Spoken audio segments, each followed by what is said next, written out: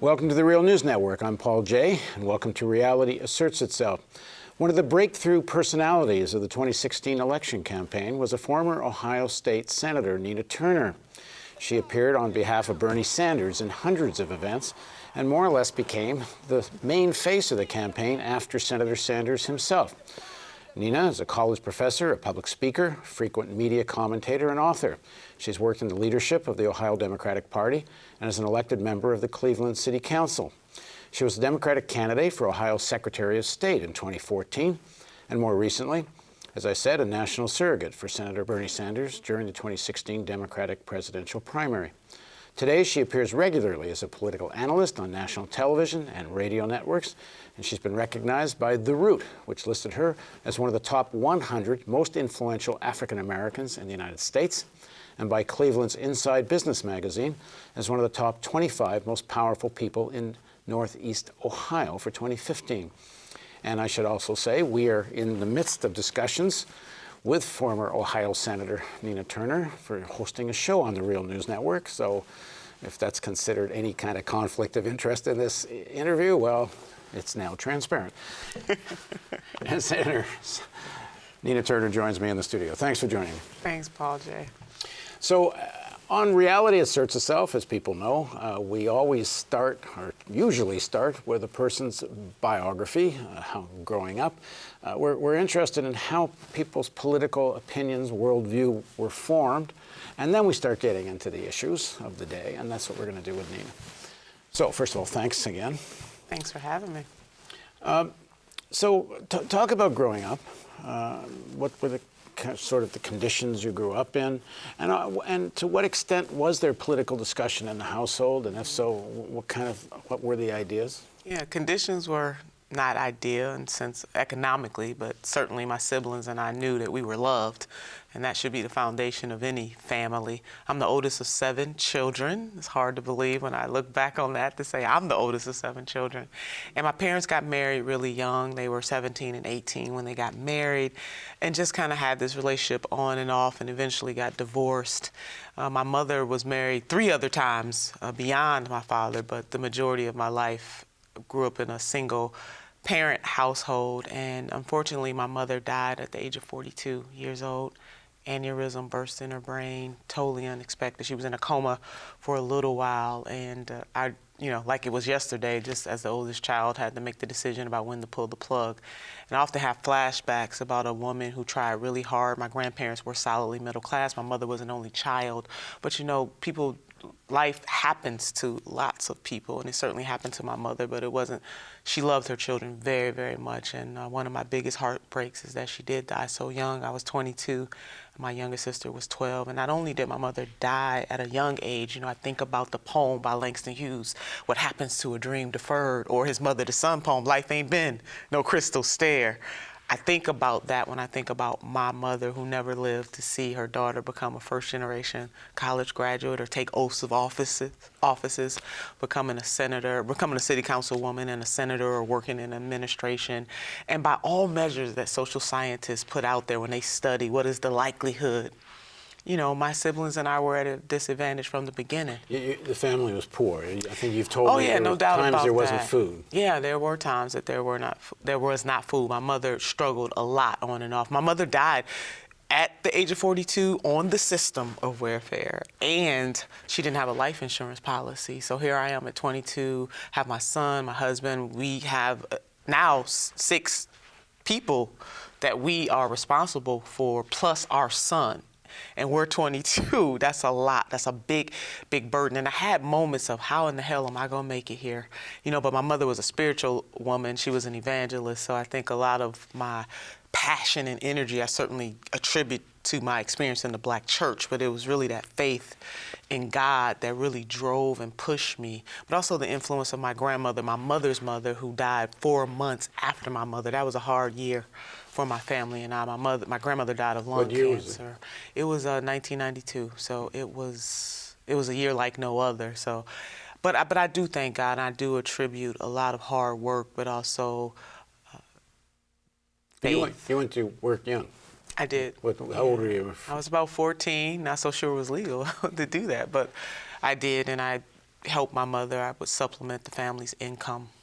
Now, you told me off camera that... You can't talk about what we talked about Oh, off camera. I can't. That your brother Yeah. votes Republican. He does. My brother, not only does he vote Republican, Paul, he is a conservative. So Exclamation point. You're only 2 years apart in Republican. age. She's Yeah. 2 years younger than you are. Yeah. So explain how you come out of the same conditions, the same household, similar experiences, I would guess. Yeah. And I mean, at least on the face of it, polar opposites on politics. We are. I'm still trying to. I want some DNA testing, actually, because my brother. But I joke on the campaign trail that I come from a mixed family. My brother's conservative Republican. But he helps me to have insight and have more compassion, or at least, as Stephen Covey says, seek first to understand and then to be understood. He broadens me in that way, and I try to have more understanding even when I don't agree with the other person. And my brother's just flat out brilliant. I'm going to say it here first on Real News that he is. But yeah, sometimes I question our interpretation of our experiences. So how do you account for your own politicization? And we'll kind of go through that. You told me again off camera that you supported the Clintons, and you used to, and you've been fairly open in the election campaign and being very critical of Hillary Clinton. But you bought into the Democratic Party and I did. Clintonism. Yeah, I was younger then also, and usually, my mom, who was, not necessarily, her and my dad, I just found out from my dad, actually campaigned for Mayor Carl B. Stokes before he was Mayor Stokes, and he was the first African-American mayor of a major city, and they would hand out leaflets. So, I kind of feel like I'm coming full circle, but in my household, my mother would say, okay, we're going to go vote, and this is who we're voting for, and so I listened to my mom. I believed in what she had to say and was really glad that she was engaged. But a lot of African-American community just really believed in the Clintons. But now that we know in terms of the crime bill, welfare reform, there were a lot of policies that were pushed that were detrimental to the African-American community, not for one snapshot in time, but generationally. And so when you know more, you should definitely do more and analyze differently. And so now I look at the Clinton years through a different lens. That doesn't mean that President Clinton didn't do some good things, but overall, some of those policy positions that were taken by Democrats and even African-American Democrats co-signed the crime bill. And looking back on that generationally, how it has upset the fabric of the African-American community. And we look at whether or not we should take low-level, non-violent, particularly drug offenders, whether we should put them in an entire system that really makes their lives worse, or whether we as a country should treat those types of people, especially if you're addicted to drugs, as if it is a medical situation instead of a criminal situation. So I've come. Muhammad Ali used to say when I was 20, if at the age of 50 I still think the way I did at 20, something's wrong. And so that's how I feel. I have more knowledge and insight and information, and I'm a different kind of Democrat. Did you, when your mother dies, you're 22, your brother's 20. Yeah.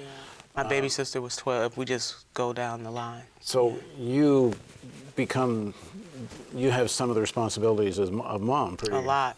But I've always had that. Even when my mother was alive, she really leaned on me. And I remember her saying to me, I'm so glad I had a daughter first. And that means a lot to me, especially when I reflect on my mother's life. And my grandmother had such influence on me.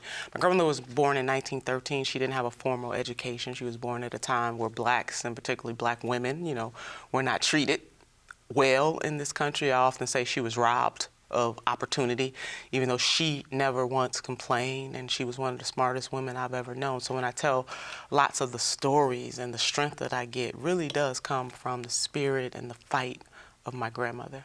When do you start to kind of be cognizant, aware of politics, that there is such a thing as a Democratic Party? Yeah. When does that become even on your radar? The party, in terms of the structure and what I'm engaged in now, that was not my orientation at a younger age. I remember being a junior at Cleveland State University with a couple of friends of mine, and we started an organization called Students for Positive Action. We are gung-ho. We believe in the power of the ballot box, and we want to empower poorer people to take control of their lives through making sure that they vote, that is the key, that all paths lead to the ballot box. And we went out to a community in Cleveland called Huff. You may remember some of the Huff riots that happened in the 60s, but Huff was a very economically poor. And I put the emphasis on that because a lot of times people look at poor communities, particularly African American communities, and think that those communities are lacking in love and hope and dreams and desires. And that's not true. It's one thing to be poor economically, it's another thing to be poor of heart and spirit. And what I find in these communities, just like in my household, there was lots of spirit, there was lots of love, but what was missing is access to opportunities. And we know that things are not equal in this country, and we're still fighting. Working poor means something. It means people are working, yet they are still poor. But my orientation was not necessarily to a party structure, but my commitment was to the people and my belief that the Democratic Party offered the stronger pathway in that. Now, sometimes I question that to this day, especially what happened in 2016. But registering people to vote was really my first orientation to grassroots. A councilwoman by the name of Fannie M. Lewis in Cleveland, who was a legend. She's since deceased, but she was born in 1921, and she just really believed that her community deserved uplift and they deserved leadership, and she was a fighter. So my friends and I had the opportunity to work side by side with her. That was really my first kind of grassroots display of really working politically. To what extent, I mean, I call it, I grew up in Canada. To me, this is Americanism, as I've always seen as a kind of a religion. When I was young, my grandfather was dying in Los Angeles, and I went to, my mother went down to be with him, so they put me in an American school, in a school in L.A. And for the first time I looked around, and in the morning, everyone puts their hand on their chest, Yeah. and I pledge couldn't believe it. To the flag. I was Canadian enough that I didn't want to do it. Yeah. But the idea of Americanism and growing up surrounded by that, I know all the schools in Baltimore pledge allegiance in the morning. But to grow up in that black, Yes. and as you start to become conscious of white supremacy, and that's part of Americanism, when does that become real for you? When does that become a part of your awareness? It's always been a part of my awareness. It's deeper now, but just looking at my grandparents, both my grandmother and my grandfather, they never really complained, but they had it hard. My grandmother grew up, understanding very well that some of the deficiencies she had. I mean, imagine not only having a third grade education, but she really made the best of a bad or imperfect situation. I would have to say my consciousness really peaked during my college years when I'm taking African American history courses. I'll never forget my first class at Cuyahoga Community College, where I am a professor there today, and I'm looking at my schedule, and I walk into my Black history class, and I see a white woman with blonde hair in front of the class, and I'm looking at my schedule, and I'm looking at her saying, this can't be real, because of course a white person could never teach Black history. But it was Dr. Dorothy Salem that really opened my eyes to the beauty and the prowess and the tradition of African American history, and that African American history is America's history.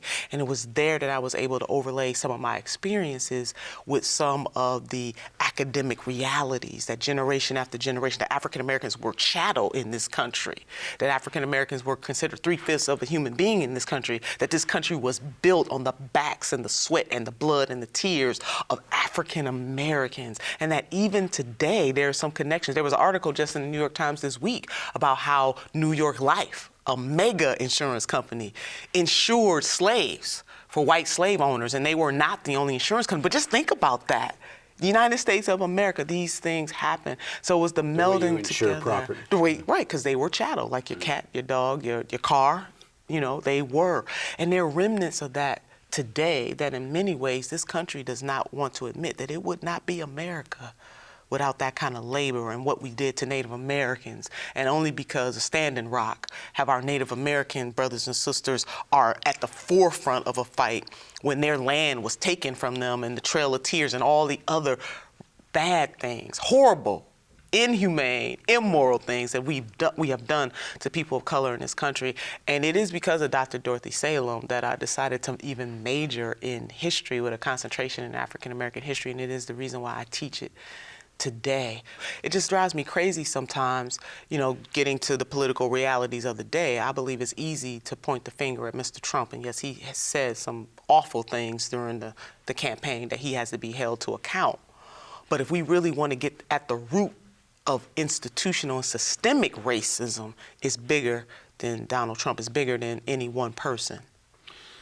As you become politicized in Cleveland, it's, if I'm right about this, it's also at a time of the emergence of more black politicians getting elected. Yes. And some people call it the emergence of a black political elite. And within the Democratic Party, I often hear this notion of, we need to get the Democratic Party back to the party of the working people, or, as we know, the Democratic Party was the party of the slave owners. You bet. My brother reminds me that every conversation. Honestly, no, it was, and we gotta confess that. Yeah. I guess I'm getting at is, as you become more active and involved in municipal politics and in state politics, through the structure of the Democratic Party, it starts to become part of your identity, part of your loyalty. Yes, very much so. I often say I'm loyal, but I'm not blindly loyal. And you got to be able, if you love a thing, to critique it. One of the things James Baldwin, the novelist, the great American novelist, the activist, when he said about this country, he said, "I love this country more than any other country in the world," and I'm paraphrasing him. He said, "And because of my love for this country, I have the right to critique it." And so I take that and I overlay that over the Democratic Party. And I've been a lifelong Democrat. I've given all of my service to this party, under the banner of this party. And because I have a right to critique it. And it was really my entree into the Sanders campaign that really opened my eyes more than ever. And so I do critique the Democratic Party even more. And because we are supposed to be the party of the working class, that we owe it to make sure that we're not just whispering sweet nothings in people's ears. The fact of the matter remains that it is true that most of the American urban area cities where other people live other than blacks, because that's a pet peeve of mine. People say urban, they think they're saying black. No, it means city. And last time I checked, white people live in cities, Hispanic people, but we owe it.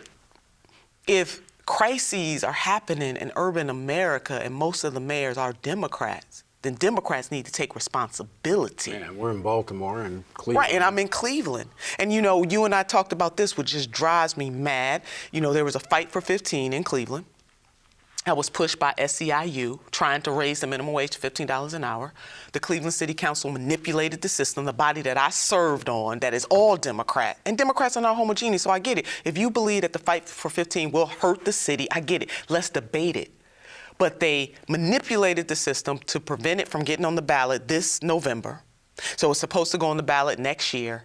And Democrats asked the Republican legislature to place an amendment on a bill to prevent this from even getting on the ballot next year, not just for Cleveland, but now the way that it is written, that no municipality can force a minimum wage increase above and beyond what the state does. Democrats did that.